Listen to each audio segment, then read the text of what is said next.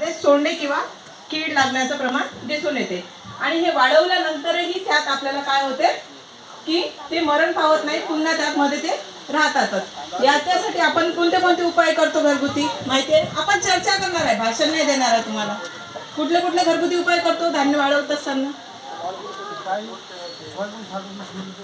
Soybean साठवू शकतो, बियाणे साठवू शकतो, तुरही साठवू शकतो, बरोबर आहे। आता ज्यांना तुरी साठवायची असते की ज्यांना बियाणं तयार करायचं असते ते आपण क्विंटल किंवा 30 किलो 40 किलो पर्यंत तूर साठवणूक करतो। तर त्याच्यामध्ये काय होते, काही दिवसांनी भोंगूड पडते, मग त्यासाठी आपण त्यांना कुठलं तरी केमिकल लावून ठेवतो।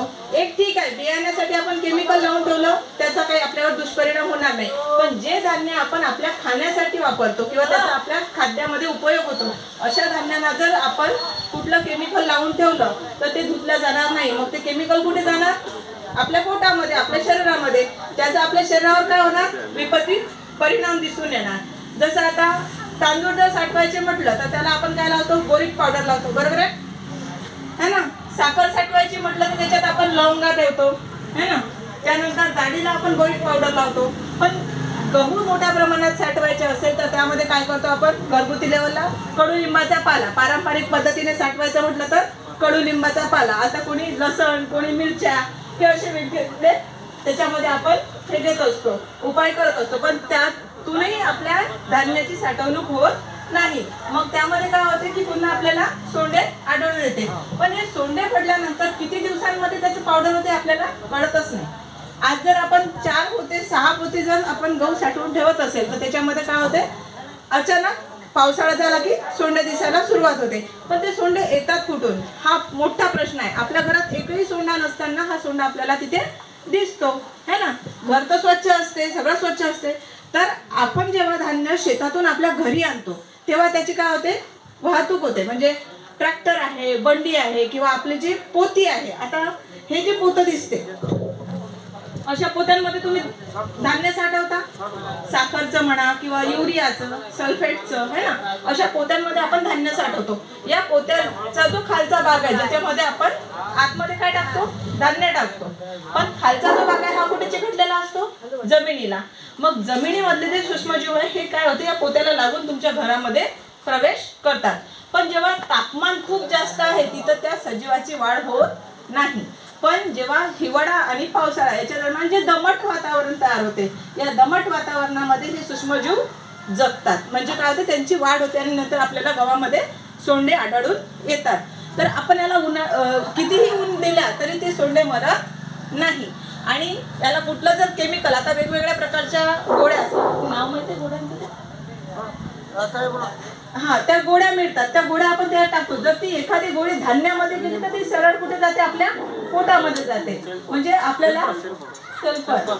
तर ह्या सगळ्या टॅबलेट आपण आणून त्याच्यामध्ये टाकतो, पण ही जर आपल्या पोटामध्ये गेली तर आपल्यावर विषबाधा होण्याची दाट शक्यता असते। म्हणूनच TCI बँगलोरनी ही एक स्टोअर ग्रेन बॅग तयार केलेली आहे। म्हणजे कुठल्याही प्रकारचं धान्य आपल्याला याच्यामध्ये साठवता येईल। इव्हन बियाण्यासाठी सुद्धा किंवा घरगुती खाद्यपदार्थासाठी जे धान्य साठवणूक करतो तेही आपल्याला याच्यामध्ये करता येईल। याचा एक डेमो आपण करू। आता काय करायचं आहे, ही एक बॅग आहे, एक प्लास्टिक आहे, बरोबर आहे? आवाज येतोय माझा?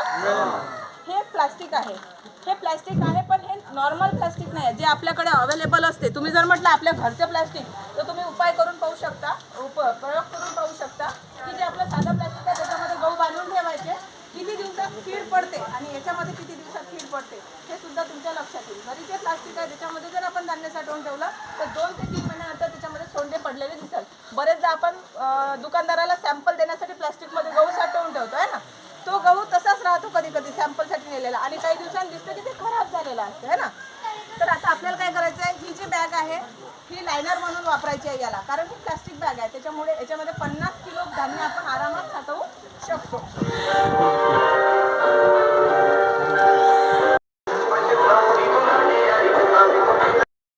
माऊली ही बॅग याच्यामध्ये याला फोल्ड करून घ्यायचं आणि याच्यामध्ये जे आपल्याला 50 किलो धान्य भरायचं आहे, गहू असो, तांदूळ असो, ज्वारी असो। आता काय की तांदूळामध्ये जर सोंडे झाले तर ते तुम्ही वाळू टाकू शकत नाही। चाळून घरची बाई किती चालणार आहे? चाळले तरी सोंडे त्याच्यात काही ना काही प्रमाणात राहतातच। आपण हे समजू की हे धान्य टाकलं 50 किलो याच्यामध्ये आता त्याच्यामध्ये 50 किलो धान्य टाकलं. त्याच्यानंतर ही बॅग सोडून द्यायची आहे. ही जी बॅग आहे याच्यामध्ये एवढी जागा राहते 50 किलो नंतरही.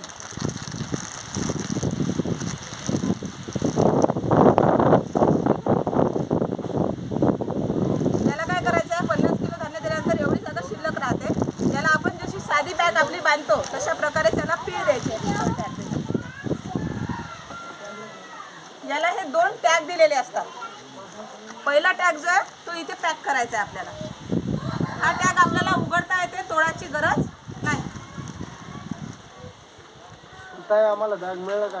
हो, विक्रीसाठी आमच्याचकडे अवेलेबल आहे. आता लागेल तर आताही अवेलेबल आहे. हा पहिला टॅग इथे आपण पॅक केला, कारण ही नॉर्मल इथे कुठेच मिळणार नाही, यवतमाळला मिळणार नाही, कारण ही बँगलोरवरून बनलेली बॅग आहे. दुसरा जो टॅग आहे हा इथे पॅक करायचा आहे आपल्याला.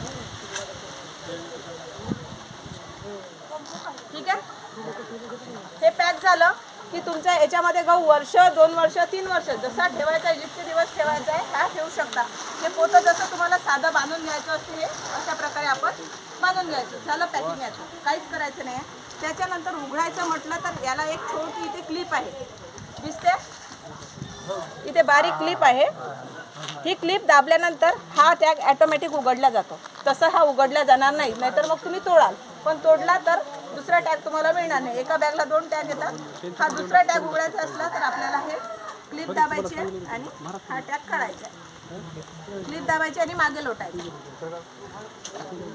इझिली आहे, काहीच नाही आहे. तुम्हाला जेव्हा धान्य काढायचं तेव्हा उघडा आणि पॅक करून ठेवा. 110 रुपयाला ही बॅग मिळते.